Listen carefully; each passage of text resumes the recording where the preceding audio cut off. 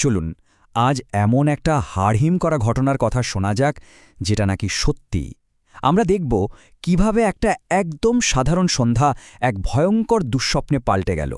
গল্পটা শুরু করার আগে একটা প্রশ্ন নিয়ে একটু ভাবা যাক, কারণ এই কাহিনীটা শোনার পর বাস্তব আর অবাস্তবের মধ্যে যে একটা পাতলা লাইন আছে না, সেটা হয়তো আর খুঁজে পাওয়া যাবে না। এই গল্পের যে মূল চরিত্র তার নাম রনিত, মানে একদম আমাদের আপনার মতোই এক সাধারণ কিশোর। আর ঠিক এই কারণে ওর সাথে যা হতে চলেছে সেটা ভাবলে যেন গা শিউরে ওঠে। তো গল্পের প্রথম ভাগটা শুরু হচ্ছে একটা সাধারণ সন্ধ্যা, কিন্তু সেটাই যে ধীরে ধীরে একটা অশুভ রাতের দিকে এগিয়ে যাচ্ছে সেটা তখন কেউ টেরও পায়নি। আর এইখানেই, ঠিক এই মুহূর্তেই সব কিছুর শুরু। একদিকে বাসের জন্য অপেক্ষা করছে রনিত, আর অন্যদিকে এক বৃদ্ধা মহিলা কাঁদছেন। কি আর এমন সাধারণ একটা দৃশ্য, তাই না? কিন্তু এটাই ছিল সেই ভয়ঙ্কর ঘটনার শুরু, যা রনিতের জীবনটা পুরোপুরি ওলটপালট করে দেবে। দেখুন, ভয়ঙ্কর কিছু ঘটার ঠিক আগেই রনিতের মানবিক দিকটা সামনে আসে। ও মায়া করে মহিলাকে জল এগিয়ে দেয়, কিন্তু কে জানত ওর এই ছোট্ট দয়ার কাজটাই ওকে এমন এক ভয়াবহ বিপদের দিকে ঠেলে দেবে। ও তো ভাবতেও পারেনি। আর ঠিক এই পয়েন্ট থেকেই গল্পটা একটা সাংঘাতিক মোড় নেয়। ওই বৃদ্ধার আচরণে হঠাৎ করে এমন একটা অদ্ভুত, এমন একটা ঠান্ডা পরিবর্তন আসে, যা এক মুহূর্তে পুরো পরিবেশটাই বদলে দেয়। একটু খেয়াল করে দেখুন পরিবর্তনটা। 1 সেকেন্ডের মধ্যে কান্না গায়েব, আর সেই জায়গায় পাথরের মতো স্থির ভয়ঙ্কর একটা চাহনি। বিপদের প্রথম ঘণ্টাটা যেন ঠিক তখনই বেজে উঠল। আর তারপর ওই মহিলার অদ্ভুত আর আক্রমণাত্মক প্রশ্নটা, ওটা শোনার পরই রনিত বুঝে গেল যে ব্যাপারটা মোটেও স্বাভাবিক নয়। ও তো সাহায্য করতে গিয়েছিল, আর এখন কিনা নিজেই হুমকির মুখে।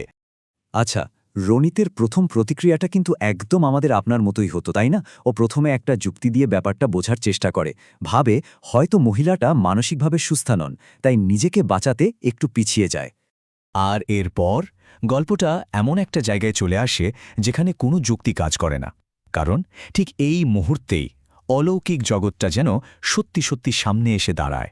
প্রথমে যে জিনিসটা চোখে পড়ে সেটা হলো ওই মহিলার পা দুটো, যা ছিল ভাঙা। এই দৃশ্যটা ভাবলে কেমন একটা অস্বস্তি হয়, তাই না? আর ঠিক তারপরেই রনিত যা দেখে তা অবিশ্বাস্য। মহিলাটা মাটি থেকে কিছুটা উপরে হাওয়ায় ভাসছিল। ব্যাস, এই একটা দৃশ্যেই যেন বাস্তবতার সব নিয়ম ভেঙে চুরমার হয়ে গেল। এবার শুরু হলো আসল ভয়। এটাই ছিল রনিতের জীবনের প্রথম অলৌকিক অভিজ্ঞতা। ভয়টা এতটাই বেশি ছিল যে ও আর কিচ্ছু ভাবতে পারেনি। হাতের জলের বোতল ফেলে দিয়েছিল আর শুধু দৌড় দিয়েছিল নিজের প্রাণ বাঁচাতে। এবার আমরা গল্পের ক্লাইম্যাক্সে চলে এসেছি। আর এখানেই বোঝা যায় যে ভয় শুধু রাস্তাতেই সীমাবদ্ধ থাকে না, সেটা আমাদের সবচেয়ে নিরাপদ জায়গা, মানে আমাদের নিজেদের বাড়িতেও ঢুকে পড়তে পারে। এই টাইমলাইনটা একবার দেখুন, কিভাবে ধাপে ধাপে আতঙ্কটা বাড়ছে। প্রথমে সন্ধ্যা, তারপর মাঝরাত।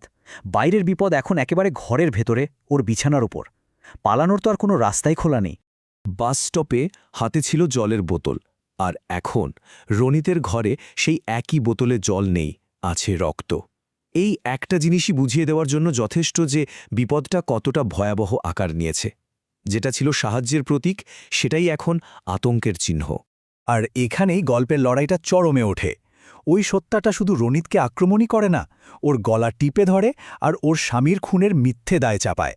রনিত তখন আক্ষরিক অর্থেই জীবন মৃত্যুর মাঝে ঝুলছে। তারপর হঠাৎ করেই ওর বাবা মা ঘরে ঢুকে আলো জ্বালিয়ে দেয়, আর সঙ্গে সঙ্গে ওই মহিলা উধাও। কিন্তু এখানেই শেষ নয়। ওরা ভাবে রনিত হয়তো একটা দুঃস্বপ্ন দেখেছে। এই অবিশ্বাসটা রনিতকে আরও একা করে দেয়, মানে শারীরিক আক্রমণের চেয়েও এই একাকিত্বের ভয়টা হয়তো আরও বেশি যন্ত্রণার। তো এবার গল্পের একদম শেষ পর্যায়ে এখানে আমরা দেখব ঘটনাটা তো শেষ হয়ে গেল, কিন্তু তার প্রভাবটা কতটা গভীর আর দীর্ঘস্থায়ী ছিল। ভাবুন তো, ঘটনাটা হয়তো ছিল মাত্র এক রাতের, কিন্তু এর প্রভাব সেটা চলেছিল বহুদিন। ওর রাতের ঘুম চলে গিয়েছিল, টিউশন ছেড়ে দিয়েছিল, আর ওই রাস্তা দিয়ে তো আর কোনো দিন যায়নি। মানে এই একটা ঘটনা রনিতের স্বাভাবিক জীবনটাকেই যেন পুরোপুরি থামিয়ে দিয়েছিল।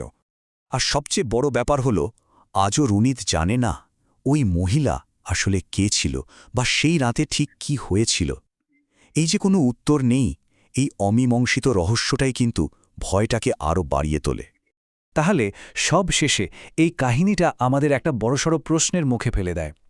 রনিতের ওই অভিজ্ঞতাটা কি শুধুই একটা ভয়ঙ্কর দুঃস্বপ্ন ছিল, নাকি ওটা ছিল এমন কোনো অলৌকিক বাস্তবতার এক ঝলক যার কোনো ব্যাখ্যা, যুক্তি বা বিজ্ঞানের কাছে নেই?